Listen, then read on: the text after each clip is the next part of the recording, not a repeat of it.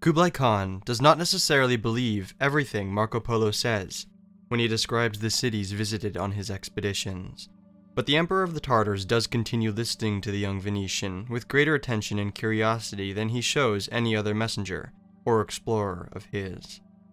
In the lives of emperors, there is a moment which follows pride in the boundless extension of the territories we have conquered, and the melancholy and relief of knowing we shall soon give up any thought of knowing and understanding them. There is a sense of emptiness that comes over us at evening, with the order of the elephants after the rain, a dizziness that makes rivers and mountains tremble on the fallow curves of the planispheres, where they are portrayed, and rolls up, one after the other, the dispatches announcing to us the collapse of the last enemy troops, from defeat to defeat, and flakes the wax of the seals of obscure kings who beseech our army's protection, offering in exchange annual tributes of precious metals, tanned hides, and tortoise shell. It is the desperate moment when we discover that this empire, which had seemed to us the sum of all wonders, is an endless, formless ruin, that corruption's gangrene has spread too far to be healed by our scepter, that the triumph over enemy sovereigns has made us the heirs of their long undoing. Only in Marco Polo's accounts was Kublai Khan able to discern through the walls and towers destined to crumble the tracery of a pattern so subtle it could escape the termites' gnawing. There are a number of fascinating ideas that surround Italo Calvino's work. We could talk about the vast literary influence, which not only included Italian writers, but American ones too. We could talk about his politics, how growing up in fascist Italy radicalized him the other way, causing him to refuse military service, which also led to the capture of his parents by the SS. We could talk about his Italian wit, his control of the Italian language, and his clever use of perspective, especially the second person. But there is one subject that always comes up when discussing Calvino, and that subject is postmodernism. Postmodernism is a vast system of ideas. One could say that there are three postmodernisms: postmodern fiction, history, and architecture. But of course that's not true. There are hundreds of postmodernisms, or maybe there's just one, and it is a plurality of things. Regardless of what definition you subscribe to, or what critic definitions you prefer, postmodern is a difficult term. Dr. Michael Greaney, on a lecture in postmodern literature, says that there are four main aspects of postmodern fiction: the nostalgia mode, intertextuality, metafiction, and the death of the real. But again, there are many more. We could talk about satire, about the difference between parody and homage, the hostility towards structures. But when discussing Calvino, I want to just talk about metafiction. Modernist writers like James Joyce, Virginia Woolf, and Fernando Pessoa had done incredible and sometimes controversial things to literature in the late 1800s. Form and the literary process were radically altered to create something new. Calvino was born on the tail end of this movement, and was about 20 years old when the Second World War broke out in Italy. During that period, art became difficult for many reasons, but what the artists lost during those 6 years and a day, they made up for at its end. Launched back into life, into societies rebuilding themselves, writers had a decision to make. What should writing become? It is impossible to separate postmodernism from the wars it was birthed out of. Kurt Vonnegut, John Barth, and Samuel Beckett are all great examples of this, and with this new days of experience the world had been put under, with the First and Second World War, there arose a kind of questioning stance on literature. So much experimentation and change had happened in the late 1800s, but it didn't seem adequate. There was also a prevalent anxiety, a fear that everything had already been written, and a strong desire to stand out from what had come before. And out of this turmoil, this literary ennui, came a new, introspective attitude. What if fiction was about fiction? What if writing was about writing? Perhaps nothing is more representative of this than the beginning to his later novel, If on a Winter's Night, a Traveler. You are about to begin reading Italo Calvino's new novel, If on a Winter's Night, a Traveler. Relax. Concentrate. Dispel every other thought. Let the world around you fade. Best to close the door. The TV is always on in the next room. Tell the others right away, no, I don't want to watch TV. Raise your voice. They won't hear you otherwise. I'm reading. I don't want to be disturbed. Maybe they haven't heard you, with all that racket. Speak louder. Yell. I'm beginning to read Italo Calvino's new novel. Or, if you prefer, don't say anything. Just hope they'll leave you alone. Find the most comfortable position. Seated, stretched out, curled up, or lying flat. Flat on your back, on your side, on your stomach. In an easy chair, on the sofa. In the rocker, the deck chair, on the hassock. In the hammock, if you have a hammock. On top of your bed, of course, or in the bed. You can even stand on your hands, head down, in the yoga position, with the book upside down, naturally. Of course, the ideal position for reading is something you can never find. In the old days, they used to read standing up, at a lectern. People were accustomed to standing on their feet, without moving. They rested, like that, when they were tired of horseback riding. Nobody ever thought of reading on horseback, and yet now, the idea of sitting in the saddle, the book propped up against the horse's mane, or maybe tied to the horse's ear, with a special harness, seems attractive to you. With your feet in the stirrups, you should feel quite comfortable for reading. Having your feet up is the first condition for enjoying a read. Well, what are you waiting for? Stretch your legs. Go ahead. Put your feet on a cushion, on two cushions, on the arms of the sofa, on the wings of the chair, on the coffee table, on the desk, on the piano, on the globe. Take your shoes off first. If you want to, put your feet up. If not, put them back. Now, don't stand there with your shoes in one hand and the book in the other. This framing is not only done through perspective, though, and this is where we finally get to talk about invisible cities. Invisible cities is a cascading waterfall of ideas, and it is beneficial here to tackle one difficult thing to talk about when discussing Calvino, his dizzying structures. Many times in his books, we will be given very narratively generic stories, only for them to be twisted and spun around us. When one starts reading Invisible Cities, they realize that it seems, at face value, to be a collection of short chapters, each one describing a different city with a woman's name. This might start to pick at you, and you might start to think that maybe there is something more under the surface. Why do each of these chapters have headings, labeling each city into different categories? Why do they all have women's names? Why does it feel like there is a pattern here? And those feelings are valid. There is a superstructure behind Invisible Cities, and that makes it feel titanic. In Carolyn Springer's 1985 essay, Textual Geography, The Role of the Reader in Invisible Cities, she describes it thusly. The 55 profiles are divided into 9 chapters, each consisting of 5 cities, except for the first and last chapters consisting of 10. Each chapter is framed by 2 dialogues between Marco Polo and the Kublai Khan.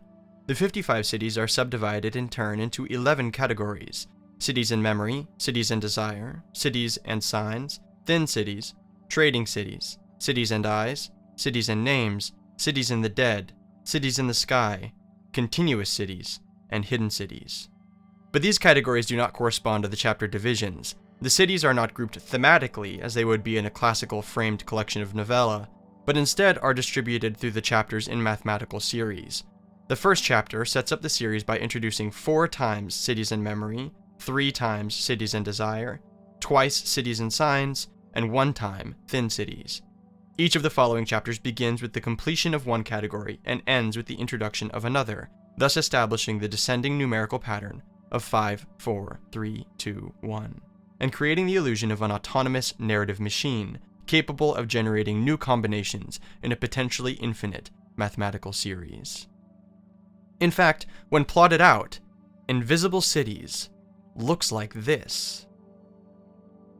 Here we can see that the entire structure is mirrored, but it is also reflectable across both axes. In this transformation, there remains one constant: the city of Baucis at the book's center. After a 7 days' march through woodland, the traveler directed toward Baucis cannot see the city, and yet he has arrived.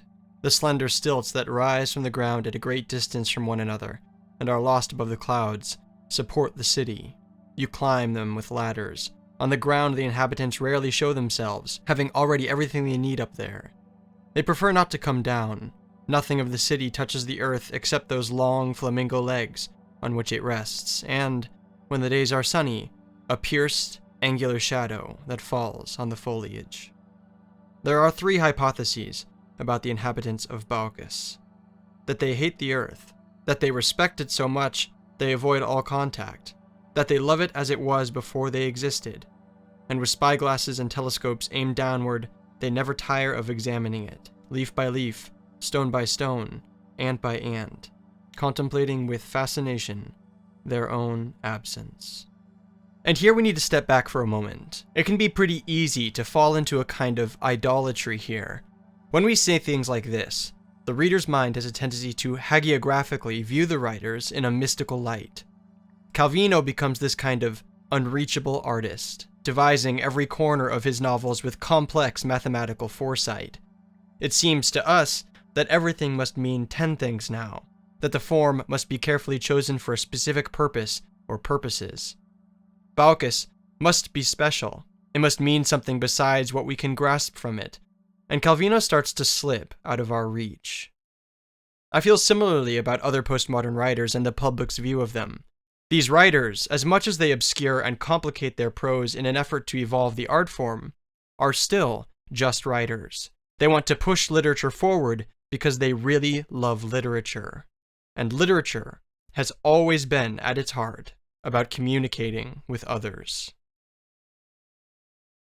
Shortly after starting his career as a full-time writer, Calvino was asked to collect and rewrite a collection of folk tales. This project was one he accepted, and he came out of it with an incredible perspective on the power of storytelling. And this is where his metafiction starts to rear its head. In fact, reading most of Calvino's stories from 1960 onward, we get the impression that maybe he is always writing about writing, at least a little bit. Now, you will ask me what in the world we went up to the moon for. I'll explain it to you. We went to collect the milk, with a big spoon and a bucket. Moon milk was very thick, like a kind of cream cheese. It formed in the crevices between one scale and the next, through the fermentation of various bodies and substances of terrestrial origin which had flown up from the prairies and forests and lakes as the moon sailed over them. It was composed chiefly of vegetal juices, tadpoles, bitumen, lentils, honey, starch crystals, sturgeon eggs, molds, pollens, gelatinous matter, worms, resins, pepper, mineral salts, combustion residue. You had only to dip the spoon under the scales that covered the moon's scabby terrain, and you brought it out filled with that precious muck. Not all the bodies melted. Some remained stuck in it, fingernails and cartilage, bolts, seahorses, nuts and peduncles, shards of crockery, fishhooks, at times even a comb. So this paste, after it was collected, had to be refined, filtered. But that wasn't the difficulty. The hard part was transporting it down to the earth. This is how we did it. We hurled each spoonful into the air with both hands, using the spoon as a catapult. The cheese flew, and if we had thrown it hard enough, it stuck to the ceiling. I mean, the surface of the sea. Calvino is one of the best examples of metafiction, because not only did he love writing about writing, but he loved talking about writing, and, as we can see, was anything but unreachable. You see here there is the she reader, the not reader. Here is writing as life, and here is writing as mystification. And there is I don't remember what I meant with my little drawings I did. Yeah, sometimes I get crazy when I am writing, you see. I tried to give a symmetry, a geometry to my plot. For instance, this is a sort of diagram, but perhaps it's better I explain it in Italian. C'è una serie di scelte che portano a vari tipi di romanzo. La prima scelta tra un romanzo minimal, in cui tutte le sensazioni sono ridotte al minimo, che è rappresentato dal primo inizio di romanzo, quello che si svolge nella stazione, che qui definisco il romanzo della nebbia. Each of the tantalizing first chapters that Calvino builds into his ultra-novel is a cunning pastiche of some known style of narrative, both highbrow and commercial, and each style is meant to embody a different philosophy or mood. The range is international, from Belgium to Japan, and all fictional appetites are catered for. Calvino's versatility is dazzling, but he also seems to be suggesting that most of these old, straightforward narrative techniques have had their day. I tried to do my homage to the novel, to the traditional novel. I did it in a new way, in the way of the new novel, but in some way is a sort of revaluation of revival of old forms of novel. 11 years after publishing Invisible Cities, Calvino held an incredibly short lecture simply titled On Invisible Cities, and here we get a glimpse into the unbreachable mind of the postmodern writer. This is how I carried on the Invisible Cities book over the years, writing a piece every now and then, passing through a number of different phases. At one stage I could only write about sad cities, and at another only about happy ones. There was one period where I compared the cities to the starry sky, to the signs of the zodiac, and another when I kept writing about the garbage which spreads outside the city day by day. In short, what emerged was a sort of diary, which kept closely to my moods and reflections. Everything ended up being transformed into images of cities, the books I read, the art exhibitions I visited, and discussions with friends. And yet all these pages put together did not make a book, for a book, I think, is something which has a beginning and an end, even if it's not a novel in the strict sense of the word. It is a space which the reader must enter, wander around, maybe lose his way in, and then eventually find an exit, or perhaps even several exits, or maybe a way of breaking out on his own. Here we see something quite nice. We understand that Invisible Cities is not this perfect puzzle with a solution we need to find.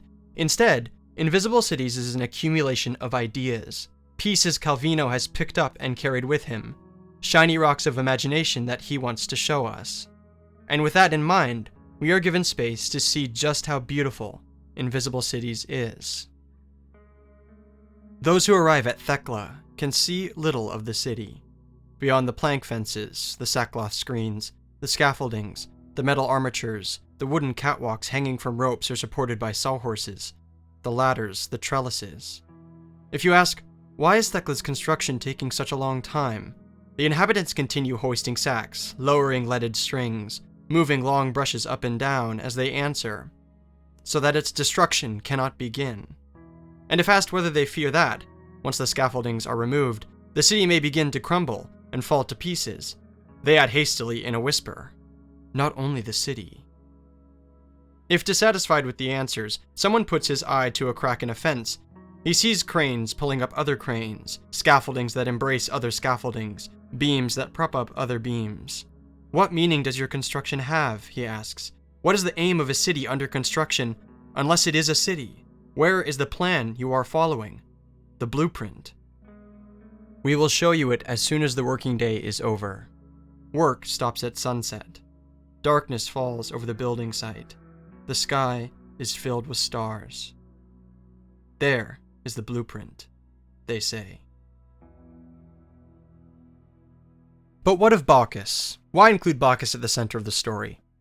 Well, near the end of this lecture, Calvino seems resigned to the fact that his book has outgrown him. He decided, over the many years that the different cities piled in his head, that a book needs a structure, and when one is assigned to it, the corners start to stick out.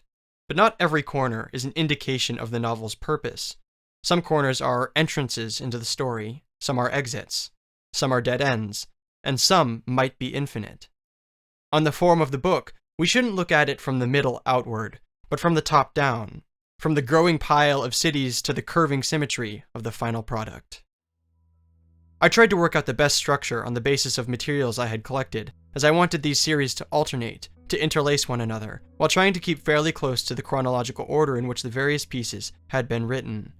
In the end, I determined to write 11 series of 5 cities each, grouped in chapters comprising pieces from different series, which had a common climate. The system of alternation is the simplest possible, though some people have not found it so. So what is the point of invisible cities? Well, I can't say. No one can, not even Calvino, as he readily admits to us in the final passage of his lecture. But there is also the other thesis, which says that the meaning of a symmetrical book should be sought in the middle. Thus there are psychoanalytical critics who have found the deep roots of the book in Marco Polo's evocation of Venice, his native city, as a return to the first archetypes of the memory, while scholars of structural semiology maintain that one must seek at the very center of the book, and by doing so have found an image of absence, the city called Bacchus. Here it becomes clear that the author's view no longer counts. It is as if the book, as I have explained, wrote itself, and it is only the text as it stands which can authorize or rule out this or that reading of it. What is the city today for us? I believe that I have written something like a last love poem addressed to the city, at a time when it is becoming increasingly difficult to live there. It looks, indeed, as if we are approaching a period of crisis in urban life, and Invisible Cities is like a dream born out of the heart of the unlivable cities we know. The image of megalopolis, the unending, undifferentiated city which is steadily covering the surface of the earth, dominates my book too. But there are already numerous books which prophesy catastrophes and apocalypses. To write another would be superfluous, and anyway it would be contrary to my temperament. The desire of my Marco Polo is to find the hidden reasons which bring men to live in cities, reasons which remain valid over and above any crisis. A city is a combination of many things: memory, desires, signs of a language. It is a place of exchange, as any textbook of economic history will tell you. Only these exchanges are not just trade in goods. They also involve words, desires, and memories. My book opens and closes with images of happy cities, which constantly take shape and then fade away in the midst of unhappy cities. Calvino desperately wants to add something new to the conversation, and he uses metafiction to do so. As much as Invisible Cities is about how man lives, and how we describe how man lives, it is, just like the majority of Calvino's works, about writing. Why? Well, because writing is about communication, exchange, and from that foundation, we can build, and build, and build. From classical prose to modern genre fiction, from the modern to the postmodern, to whatever we decide to call what comes afterward. Almost all critics have stopped to comment on the closing sentence of the book. Seek and learn to recognize who and what, in the midst of the inferno, are not inferno, and make them endure. Give them space. For given that these are the last lines, everybody has taken them as the conclusion, the moral. But this is a many-faceted book, and there are conclusions throughout its length, on each of the faces and along each of the edges, and there are others no less epigrammatic or epigraphic than the final one. Certainly, if that sentence is to be found at the end of the book rather than elsewhere, there is a reason. But we ought to begin by saying that the last little chapter has a double conclusion, both parts of which are equally necessary. On the utopian city, which even if we do not catch sight of, we cannot stop looking for, and on the infernal city. And again, this is only the last bit of the section on the great Khan's atlases, which has been somewhat neglected by the critics, and which from start to finish does nothing but propose various possible conclusions to be drawn from the entire book. As one reader among others, I may say that in Chapter 5, which in the heart of the book develops a theme of lightness that is strangely associated with the theme of the city, there are some of the pages I consider the best as visionary evidence, and perhaps these more slender parts, the thin cities or others, are the most luminous areas in the book. There is no more I can say. These thin cities, the glimpses of the other, are rare indeed. But I think we've found one, haven't we? I can't wait to walk its streets again.